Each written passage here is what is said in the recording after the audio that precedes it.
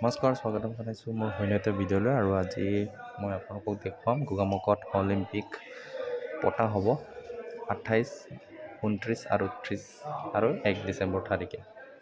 এয়া মই ফিল্ডত সোমাইছোঁ আৰু এখন জাননী দিছে য'ত নেকি গোগামুখ কলেজত আছাম পুলিচৰ কাৰণে বহুত মানুহে প্ৰেক্টিছ কৰি আছিলে। তাৰ কাৰণে এটা জাননী দিছে যাতে মানে এই দিনটোৰ কাৰণে কেইদিনমানৰ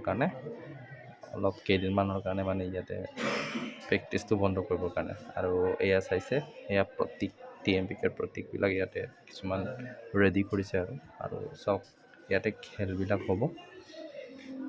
মানুহবিলাক ইয়াত এতিয়াও ব্যস্ত হৈ আছে। মানুহবিলাক গোটেইখিনি 4 ৰাউণ্ড ঘূৰি আছে, চাই আছে কোনটোত কেনেকুৱা আৰু কেনেধৰণৰ বনাবলগীয়া হ'ব।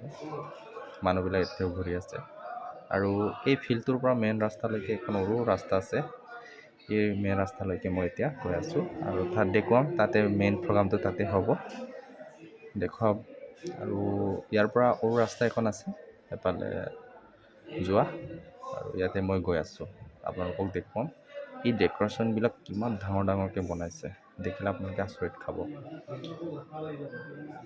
এয়া চাওক, কাম কৰা মানুহবিলাকে দিনে ৰাতি কষ্ট কৰি গোটেই চাওক এই পেণ্ডেলটো মানুহ ইমান, এই পেণ্ডেলৰ পৰা সৰুকৈ দেখি মানুহবিলাক ইমান ডাঙৰকৈ পেণ্ডেলবিলাক বনাই আছে।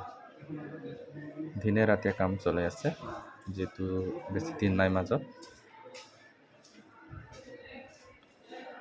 মানুহবিলাক কামত লাগি আছে আৰু এয়া মেইন যিটো প্ৰগ্ৰাম হ'ব এইখন আছিলে। এইখন